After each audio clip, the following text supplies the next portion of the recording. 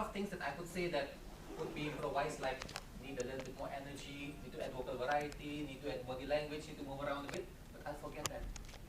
Because there was something much more beautiful in his speech, and that was emotions. An emotional speech is what touches the heart of every audience, and Pravira, you have that amazing quality. However, as I move along, there are two suggestions that I would like to give to Pravira so that his speech could influence all of us. The first is I would suggest that in the beginning of the speech, don't inform that you are at a funeral. Ask a dramatic question.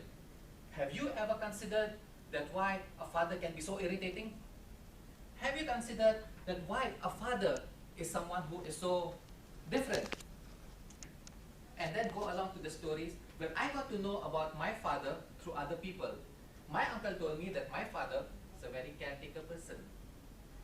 So-and-so person told me that my father is like this person. I never realized that this is who my father was. But then at the conclusion, you come in and say, but unfortunately, I learned all of these when my uncles were sharing the stories to me at my father's funeral. So what happens is, the whole thing changes. We think that you're actually talking about your father, but at the end we realize that your speech is actually about what happened during your dad's funeral. So there's a climax involved in the speech. The second point I'd like to add is definitely the emotional part was good, but it could be emphasized with a little bit more vocal variety. A little bit of fluctuations of voice would add to the power of your speech.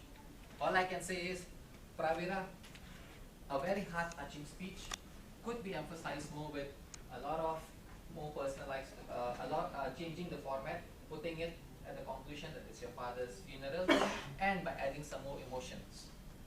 I would like to conclude by saying, Pravira, that if there is a reason why we need to celebrate Father's Day much more than what we normally do, I would say it's because of your speech.